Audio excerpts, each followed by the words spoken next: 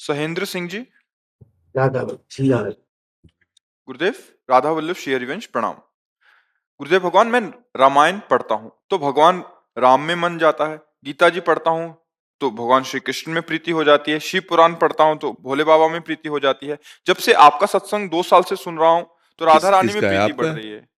गुरुदेव, आप बताएं कि मैं क्या करूं, अभी किसको भजूं। प्रीति किसी से नहीं हुई है, रुचि है।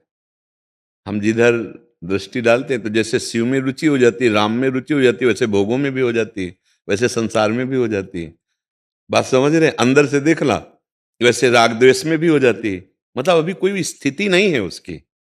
वो जहां जैसा सामने दृश्य आया उस पे लुभायमान हो जाता है। भागवतिक आया तो भागवतिक लुभायमान हो गया, सांसारिक आया तो सांसारिक। तो अभी कोई प्रशंसनीय विषय नहीं आया है। हाँ, जब हमारे अंदर ये वृत्ति आ जाए, नारायण हरिभजन में ये पांचों न सुहात, विषय भोग, निद्रा, हंसी, जगत प्रीति, बहुबात, फिर जो रुचि पैदा हो इसके बाद थोड़ा आदरणीय बात अब आती है। पहले हमारे अंदर इनमें अरुचि होनी चाहिए। अगर भोगों में अरुचि नहीं, शरीर की विलासिता में, आराम विश्राम में अरुचि नहीं, तो अभी प्रीति नहीं आई है। जब प्रभु के चरणारविंद की लगन लगती है ना, तो नहीं खान पान ते भावे है, नहीं कोमल वसन सुहावे है, सब विषय लगे ते खारा है, हरियासिक का मग न्यारा है। ब्रह्मादिक के भोग सब विष सम लागत ताहि, नारायण ब्रज चंद की लगन लगी है जाए। जब भगवान में प्रीति हो जाएगी तो वो कोई भी भगवान का नाम रूप हो, एक ही भगवान है, दो भगवान नहीं है। पर वो प्रीति का स्वरूप यही है कि देह की विलासिता, मन का मनोरंजन, ये हटना चाहिए। अगर ये नहीं हट रहा है तो हम प्रीति नहीं कह सकते। हाँ, प्रेम का यही लक्षण है कि उसको फिर और कुछ अच्छा नहीं लगता, जिससे प्रीति हो जाती है। इसीलिए गोस्वामी जी ने बहुत सहज ढंग से मांगा भगवान से प्रीति। कामी ही नारी प्यारी और लोभी जीव प्रिय। हाँ, अनायास बिना प्रयास के निरंतर स्मृति बनी रहती कामी की कामिनी में। कंजूस लोभी की धन में अनायास बिना प्रयास स्वाभाविक चिंतन बना रहता है। हे राम जी, आपका ऐसे चिंतन होने लगे जैसे कामी कामिनी का, लोभी धन का, ऐसे प्रभु आपका आप हमें ऐसे प्यारे लगे कि हम सहज में आपका चिंतन करते रहें, प्रयास करने की जरूरत न पड़े। जहां महत्व बुद्धि होती है वहीं प्रीति होने लगती है। प्रीति का उदय शरीर की विलासता को मिटा देता है। जैसे इसमें विषय भोग, तो जब हमारा मन प्रभु के चरणारविंद के सुख में लग गया तो उसे विषय भोग कैसे अच्छे लग सकते हैं। जैसे निर्मल मृदु शीतल अद्भुत सरोवर के प्राप्त होने के बाद गंदे गड्ढों की याद नहीं आती। हमारी प्यास निर्मल, उज्जवल, मृदुल भगवान के नाम रूप से अब बुझ रही है। जो जन्म जन्मांतर से हम विषय भोगों को भोगते रहे, कभी शांति नहीं मिली। आज हमको जो सुख मिलने लगा, अब इस सुख का परिचय है कि फिर सांसारिक कोई भोग विलासता का सुख आपको आकर्षित न कर पावे। और नींद, नींद का भी एक सुख है, तमोगुणी सुख है। कई कई घंटे लोग सोते रहते हैं और उसको सुख समझते हैं। जो भगवान की लगन से युक्त हो जाता है उसको ये निद्रा रूपी दोष सताते नहीं है। सही पूछो तो आखिरी में खत्म ही हो जाती है। जब गुणातीत अवस्था आती है तो रात दिन, अब उसे नींद प्रिय नहीं। नींद जानते हो क्यों विश्राम लगता है नींद में? संसार का चिंतन छूट जाता है। 5 घंटे 6 घंटे सोए तो एकदम बेशुद्ध हो गए, संसार का चिंतन नहीं हुआ, तो आप एकदम फ्रेश, एकदम शक्तिवान अनुभव करते हैं इंद्रियों को। तो ऐसे अगर जागृत अवस्था में संसार का चिंतन छोड़ दिया जाए, जैसा सुषुप्ति अवस्था में हुआ, और जागृत अवस्था में ऐसे हम प्रभु के चिंतन में कि संसार की याद नहीं आई, तो बोलो कितना पावर आएगा इंद्रियों में, कितनी आध्यात्मिक शक्ति जागृत होगी। जब तमोगुण नींद में हमारी इंद्रियां बलवान हो जाती, संसार का चिंतन ना होने के कारण लीन हो गई मन सहित, तो हम जब जगे तो आया कि यार आज बहुत सुखपूर्वक सोए और नवीन चेतना लगती है।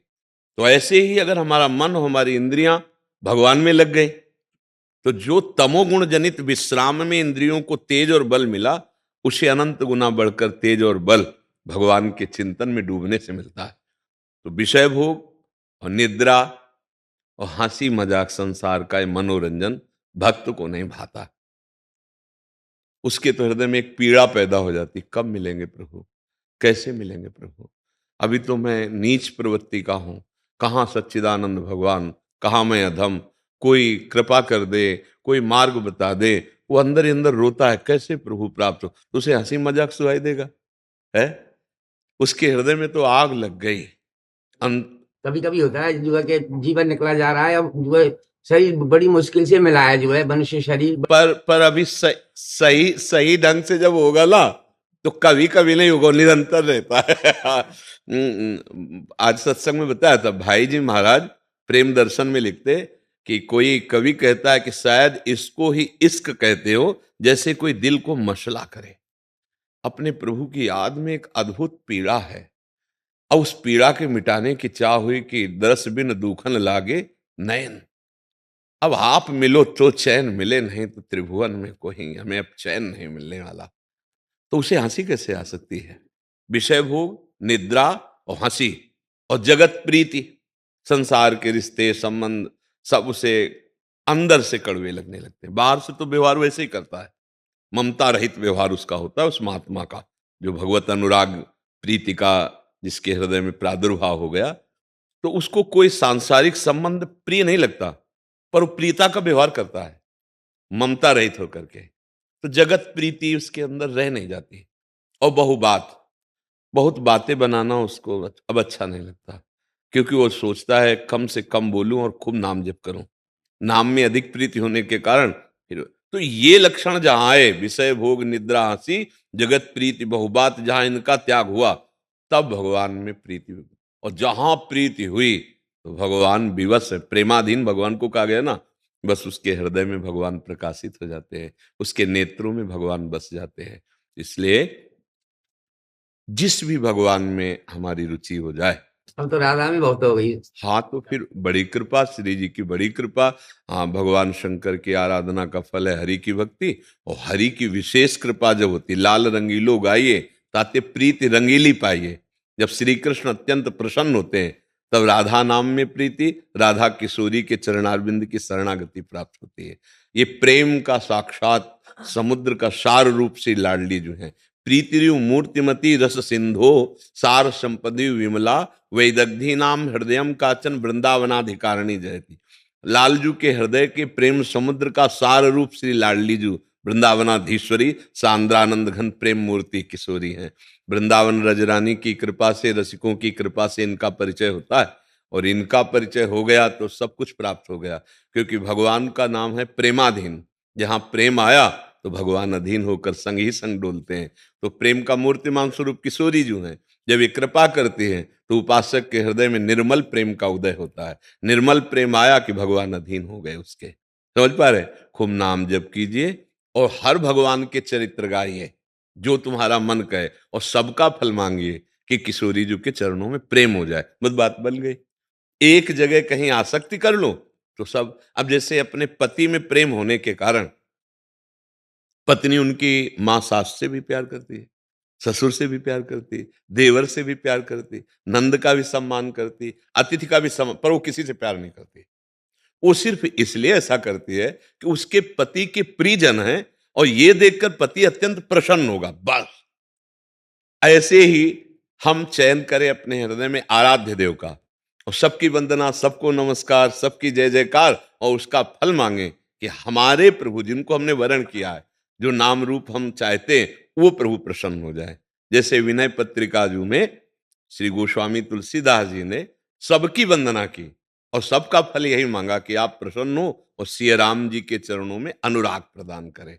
ऐसे ही जब तक अनन्य प्रेम जागृत ना हो जाए तब तक जो भी भगवान के लीला चरित्र श्रवण करे, गायन करे, पूजन करे, पर सबका फल मांगे अपने आराध्य देव की प्रियता, किशोरी जी के चरणों में प्रेम हो जाए, ऐसा सब हम पर कृपा करे, तो वही बात उसकी अनन्यता में बदल जाएगी। समझ पाए आप?